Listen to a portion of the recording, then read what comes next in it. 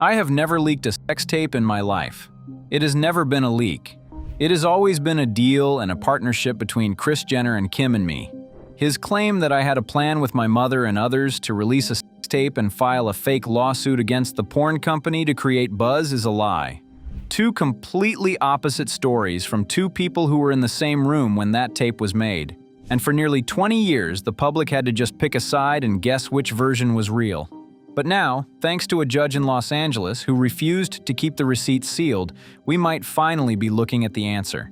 Because in March 2026, court documents were unsealed that reveal Kim Kardashian and Ray J signed a secret $6 million settlement agreement in 2023. And Kris Jenner's name is not just mentioned in those documents. She is a co-signatory. She is named by Ray J's legal team as a primary architect of the entire deal. And the question that every single person is now asking is the one that the Kardashian family has spent 2 decades trying to make sure nobody ever asked out loud. If the tape was really leaked without consent, why did they pay $6 million to keep Ray J quiet? So here is exactly what happened.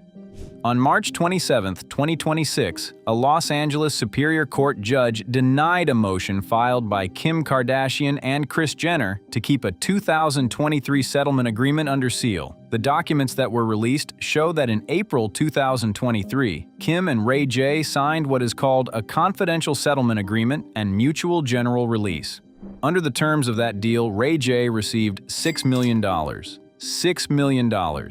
And both parties agreed not to disparage or impugn the character of the other regarding the sex tape.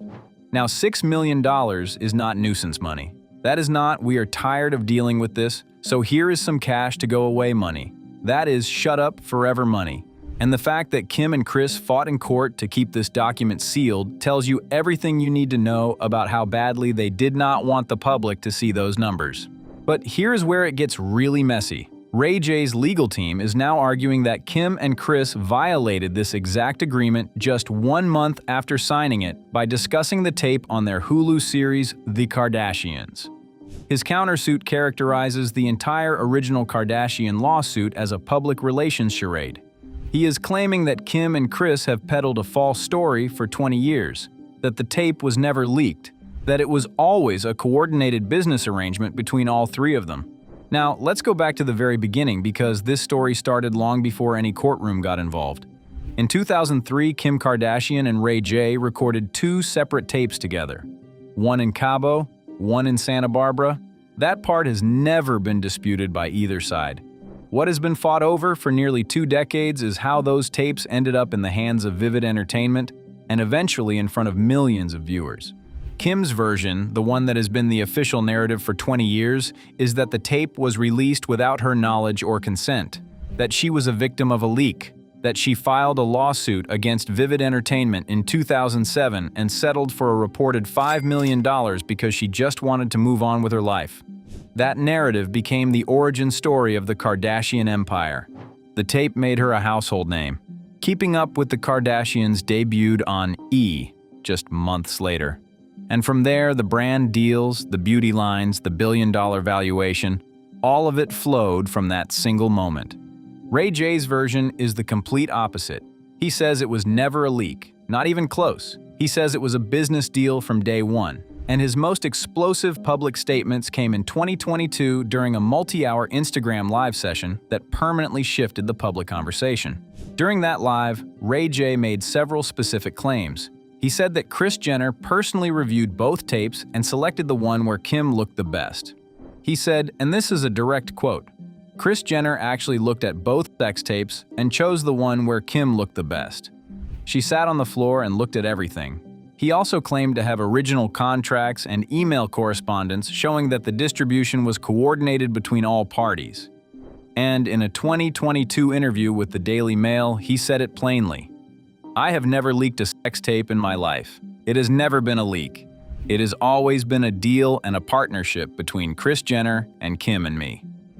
And then there is the Kanye chapter. In January 2022, Kanye West went on Hollywood Unlocked and told Jason Lee that he met a man at an airport who handed him a laptop containing unreleased Kim and Ray J footage. He said he brought it to Kim and that she cried when she saw it. That moment was filmed for the Hulu show, and it became one of the most emotional and most talked about scenes of the entire season. Kim broke down on camera. Kanye was positioned as the protective husband who saved his wife from further exploitation. It was powerful television.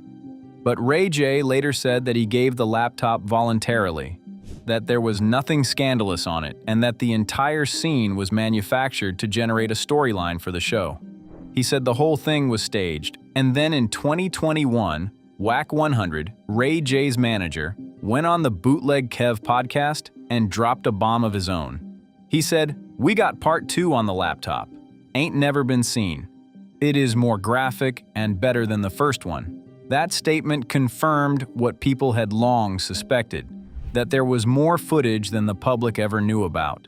Now, back to the 2026 court documents, because this is where Kris Jenner gets pulled directly into the center of the frame.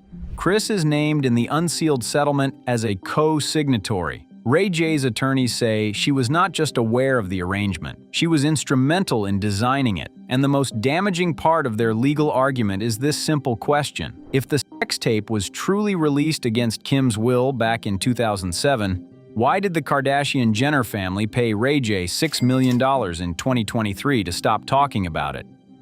Legal experts are calling that question the smoking gun. Because you do not write a $6 million check to silence someone who leaked your intimate content. You write that check to silence someone who knows the truth about how that content actually got released. And then there is the lie detector moment. In September 2022, Kris Jenner appeared on The Late Late Show with James Corden and took a polygraph test on national television.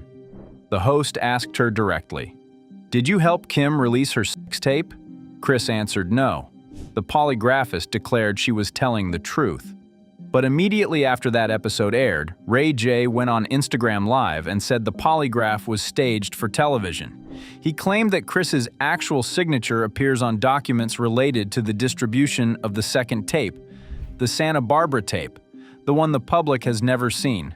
And while polygraphs are famously unreliable and completely inadmissible in court, the timing of that TV appearance, arriving right when Ray J was going public with his most detailed claims, struck many people as strategic damage control rather than a genuine pursuit of truth.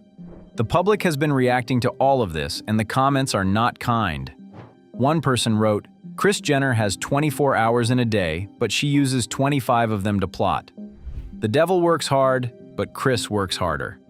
Another said, "Ray J is the only one telling the truth because he has nothing left to lose. The receipts don't lie." Someone else wrote, "If Kim signed a $6 million hush money deal in 2023, why did she immediately go on Hulu and talk about it? That is predatory." And then there was this comment that honestly captures what a lot of people are now feeling.